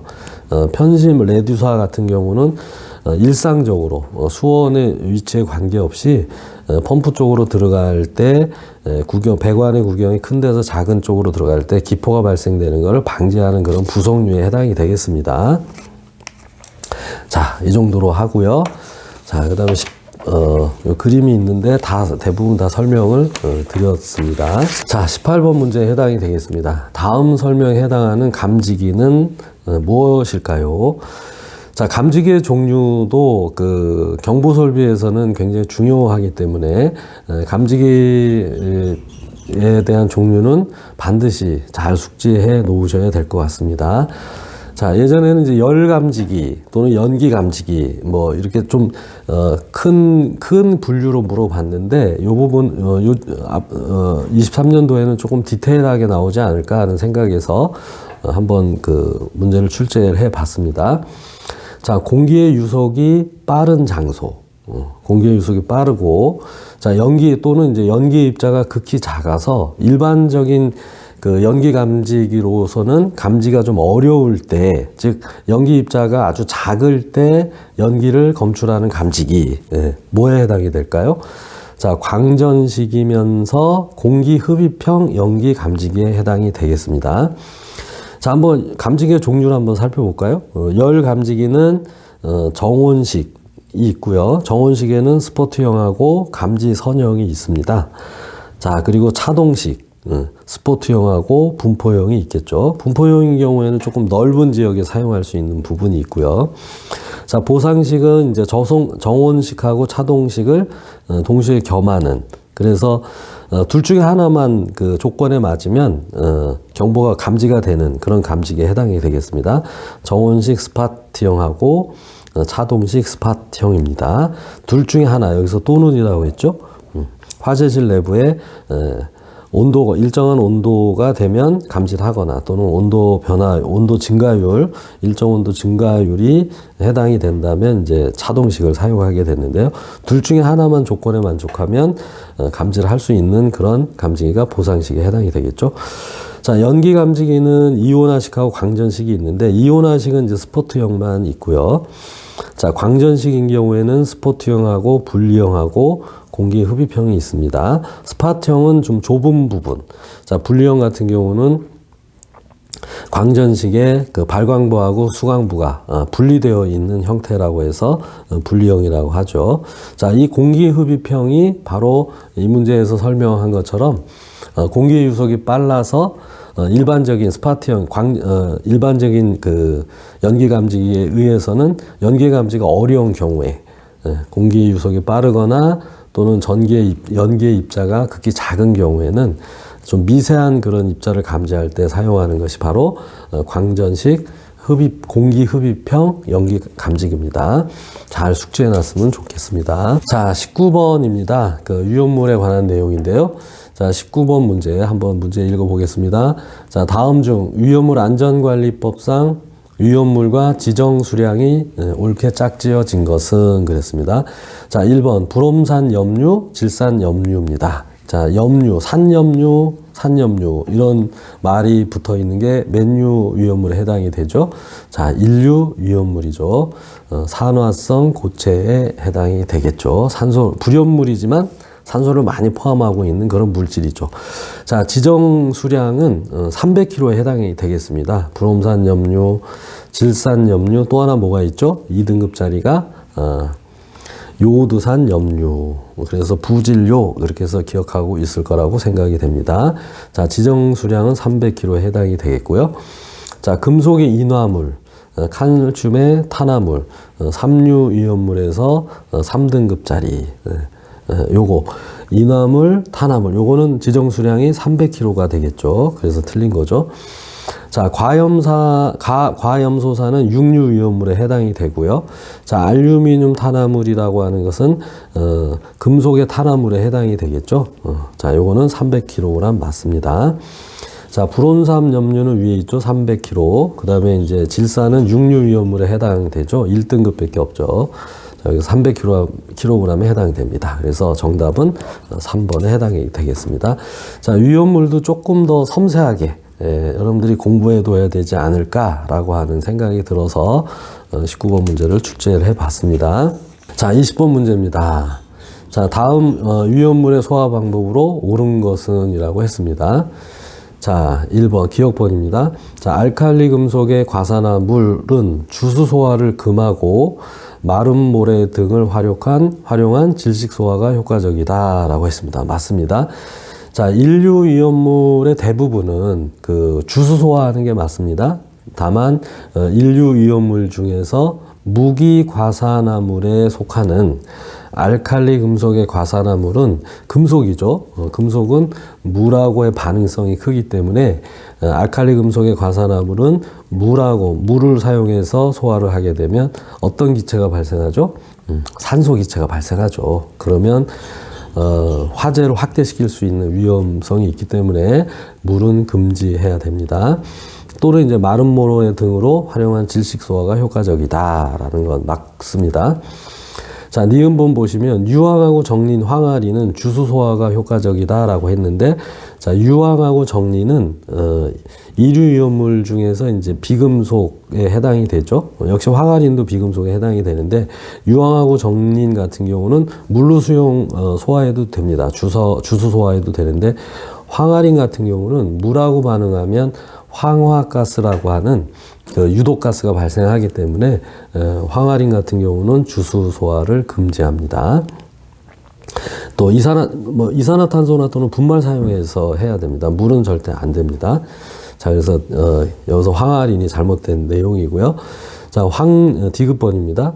자, 황린을 제외한 삼류 위험물 중 금수성 물질은 이산화탄소 소화약제가 효과적이다라고 했는데, 삼류 위험물 중에서 이제 그 금수성 물질, 즉 금속에 해당되는 화재 또는 오류 위험물에 해당하는 화재는 그 가스계 소화약제는 사용하면 안 되겠습니다. 물도 삼류 위험물, 금수성 물질은 이제 물을 사용하면 이제 여러 가지 가연성 기체가 발생하고요. 오류 위험물 같은 경우는 물을 사용해도 됩니다만은 가스계 소화약제는 사용하면 안 됩니다. 특히 이제 그 삼류 위험물에 속하는 금수성 물질, 즉 금속 화재인 경우에는, 금속 화재인 경우는 온도가 보통 한 2700도에서 한 4700도씨 정도 된다고 합니다. 자, 그러면 이산화탄소 같은 경우는 보통 온도에서는 분해가 되지는 않는데, 온도가 뭐 금속 화재처럼 굉장히 높거나 2700도 이상, 4700도 이하 이 정도 되는 온도에서는 이산화탄소가 높은 열에 의해서 탄소하고 산소가 분해가 되기 때문에 자칫 잘못하면 산소 발생해서 화재 확대가 될 수도 있고요. 경우에 따라서는 폭발도 일어날 수 있기 때문에 금수성 물질에는 이산화탄소, 즉 가스계 소화약제를 사용할 수가 없습니다. 자, 그래서 이 부분이 틀렸고요. 자, 오류위험물은 대량의 물로 주수 소화하는 것이 효과적이다. 자, 이 부분은 맞습니다. 자, 오류위험물은 이제 가연물에다가 많은 산소를 포함하고 있죠. 오류위험물 자체에서. 자, 그래서 열에 의해서 가연물과 산소가 분해되는 걸 방지하기 위해서 대량의 물로 냉각 소화하는 것이 옳습니다. 자, 그래서 20번 문제 정답은 2번에 해당이 되겠습니다. 자, 21번입니다. 거의 다 왔습니다. 자, 다음 중 유류화재 특수현상 중에서 중진류 탱크입니다. 그러니까 유류화재 특수현상에서 출제가 많이 됐는데요. 사실 이제 유류 탱크 화재는 중진류 탱크 화재하고 경진류 탱크 화재로 나뉘어 볼 수 있는데요. 자, 대부분 다 중진류 탱크 화재에서 출제가 됐기 때문에 경진류 부분도 조금 이해를 해야 되지 않을까 하는 상황에서 두 가지를 내용상 선택지에서 담아봤습니다. 자, 옳지 않은 거라고 했습니다. 자, 우선 옳은 거부터 먼저 보겠습니다. 자, 비점이 높고, 비점이 높다라고 하는 것은 증기압이 낮다는 얘기고, 또 저휘발성, 휘발이 잘 안 된다는 얘기죠. 중유같이. 증기압이 낮은 탱크 화재 현상이다 라고 하는 겁니다. 맞습니다. 중진류 탱크 화재인 경우에는. 자, 4번부터 보겠습니다. 이런 경우에 이제 특수 화재 현상으로 보일 오버 또는 슬로우 오버 또는 후로스 오버라고 하는 게 있죠. 자, 보일 오버나 슬로우 오버 같은 경우는 증발이 잘 되질 않기 때문에 화재가 발생했을 때 여기 그림에 보는 것처럼 그 연료층이 형성이 됩니다. 요 연료층에서 분해를 통해 연료층이 보통 한 200에서 300도씨 되는데요. 여기서 이제 가연성 증기를 분해시켜서 발생시키는 그런 부분이라고 할 수 있겠습니다. 그래서 중진류 탱크인 경우에는 대부분이 다 만약 탱크 내부 화재인 경우, 자, 여기서 보일오버나 슬로우오버 같은 경우는 탱크 내부의 화재고, 후로스오버 같은 경우는 탱크 외부의 화재에 의해서 발생하는 그런 현상이 되겠죠. 자, 특징에 대해서는 여러분들이 잘 알고 계시리라고 보고요. 자, 연료층이 이렇게 형성이 됩니다. 중진류 탱크 같은 경우에는. 자, 그 다음에 그래서 3번 같은 내용도 맞습니다. 자, 액원, 즉, 유류의 액원이 인화점보다 낮은 경우에 발생하는 예열형, 즉, 여기 연료층에 의해서, 중유 같은 그 가연성 가연성 액체가 열을 통해서 이제 분해가 된다는 얘기예요. 그래서 예열에 의해서 분해 과정을 통해 가지고 가연성 증기가 발생하게 되겠죠. 자, 예열형으로 화염이 바로 전파될 수가 없습니다. 연료층을 통해서 가연성 증기가 이제 발생되는 과정이 필요하기 때문에 화염이 곧바로 전파되지 않고 미연소 액원이 인화점까지 상승해야 화염 전파가 시작이 된다. 이게 바로 중진류 탱크의 특성이 되겠습니다. 자, 이 부분에 대해서 조금 더 숙지를 해봤으면 좋겠습니다. 자, 2번이 여기서는 틀렸는데요. 자, 그 석유류의 액원이 인화점보다 높은 경우에 발생하고, 그러니까 액원이 인화점보다 높이 되니까 가연성 기체를 잘 발생시킬 수 있는 유류에 해당이 되겠죠. 자, 1석유류라든가 휘발유 또는 2석유류에 해당되는 경유, 등유에 해당이 되겠습니다. 자, 그런 경우에는 가연성 증기를 잘 발생시키고 휘발성이 높기 때문에 가연성 기체를 잘 만들게 되겠죠. 그러면 공기하고 가연성 증기하고 혼합이 미리 되기 때문에 화염이 빨리빨리 전파가 되죠. 이런 경우 2번에 해당되는 얘기는 경진류 유류 탱크 화재의 특징이라고 보시면 되겠습니다. 자, 여기서 3번 같은 경우 중진류 탱크 화재의 특성, 이 부분 좀 기억을 해 주시면 좋을 것 같고요. 자, 이 부분에 2번에 해당되는 얘기가 경진류 탱크 화재의 특성이라고 이해하시면 되겠습니다. 자, 한 번 정도 다 잘 아시리라고 보지만 한 번 더 환기시키려고 문제를 출제를 해봤습니다. 자, 22번입니다. 22번 한번 문제를 볼까요? 자, 위험물과 물이 반응할 때 발생하는 가스로 옳지 않은 것은 이라고 했습니다. 자, 22년도에 출제가 됐죠. 자, 이 부분은 좀 위험물에서 금속 물질하고 또는 금속 화합물하고 화합물화제에서 물하고 반응했을 때 발생하는 가스가 좀 디테일하게 나왔습니다. 그래서 자, 이 부분은 한 번 더 출제가 되지 않을까라고 하는 그런 약간의 그 예측이 들어서 한 번 더 출제를 해봤고요. 자, 한번 살펴보겠습니다. 자, 1번 같은 경우 탄화 칼슘입니다. 자, 금속의 탄화물에 해당이 되겠죠. 금속의 탄화물은 대부분 다 아세틸렌 가스를 발생을 하는데요. 탄화 알루미늄만 예외적으로 메탄 가스가 발생합니다. 자, 그 부분이 22년도에 출제가 됐었던 거죠.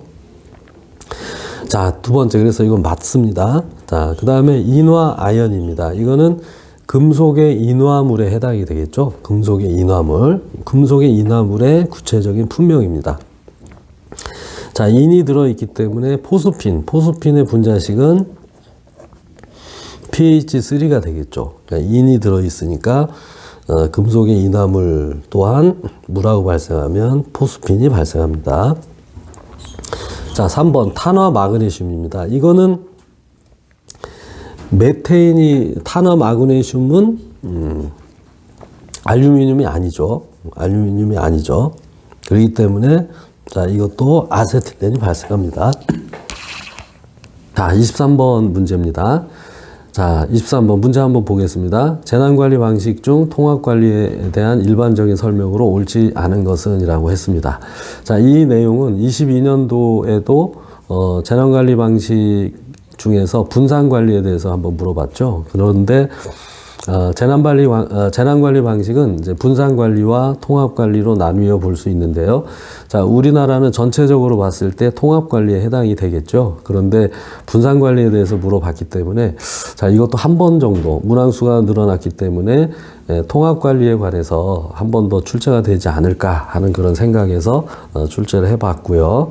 자, 그래서 여러분들은 분산관리와 통합관리의 특징을 좀 잘 놔야 되지 않을까 하는 그런 생각에서 출제를 해봤습니다.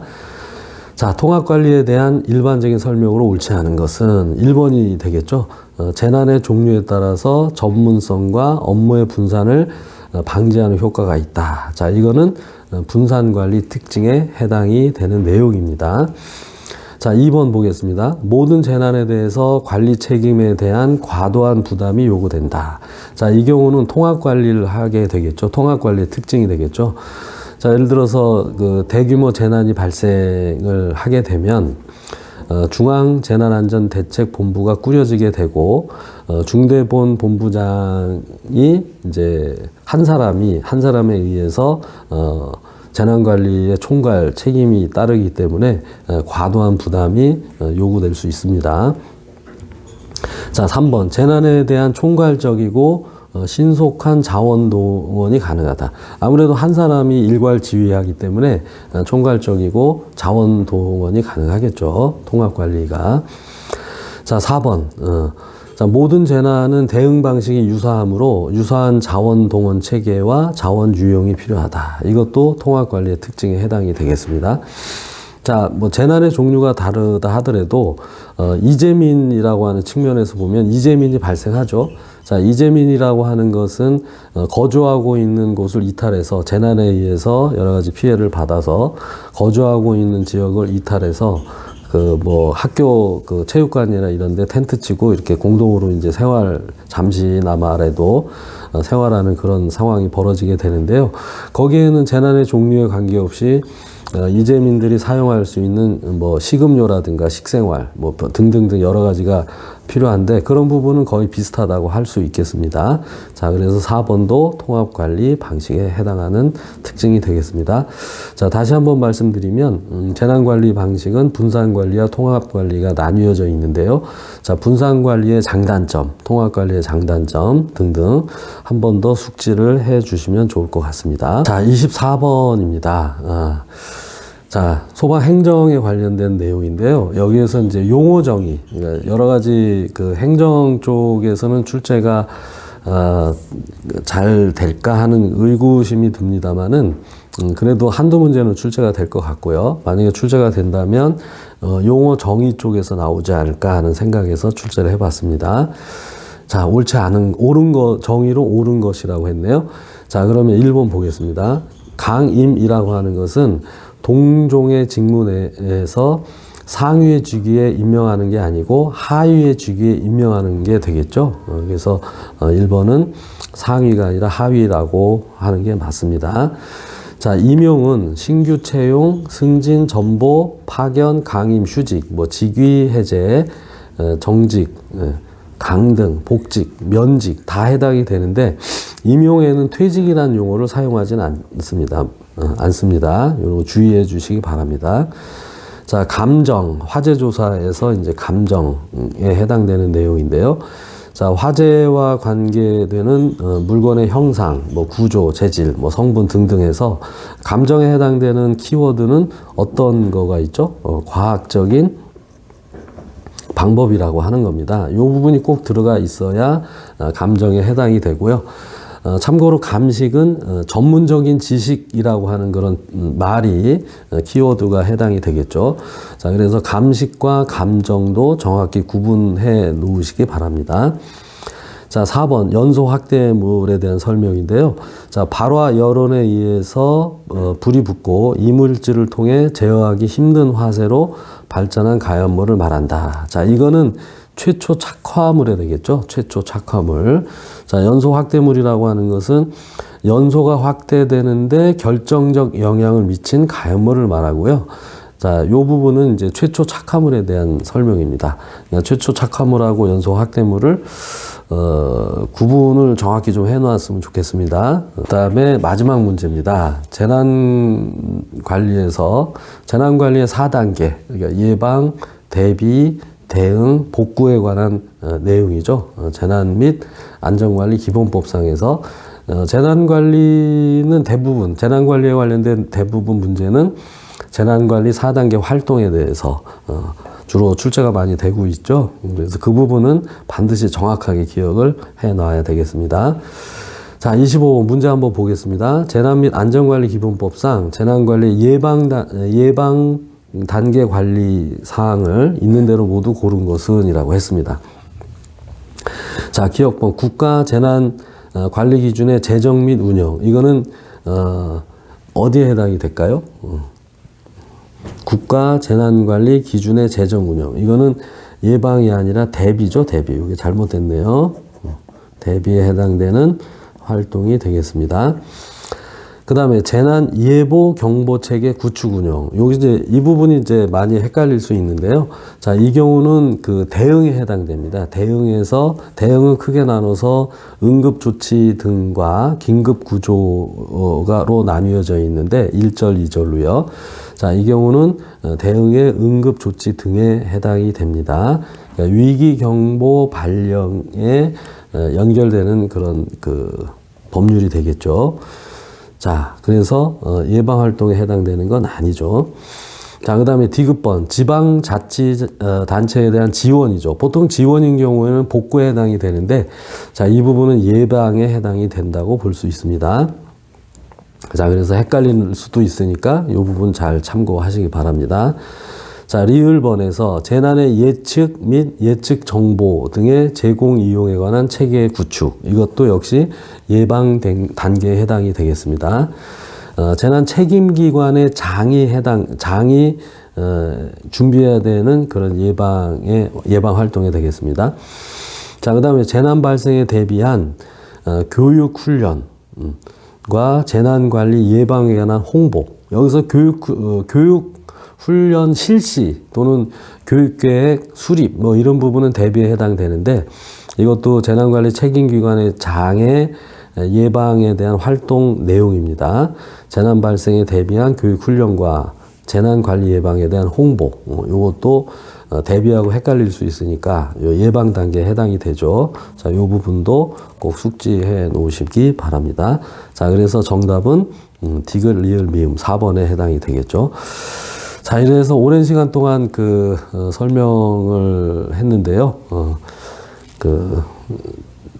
자, 잘 준비하셔가지고 23년도에 좋은 결과가 있기를 바라겠습니다. 네, 감사합니다.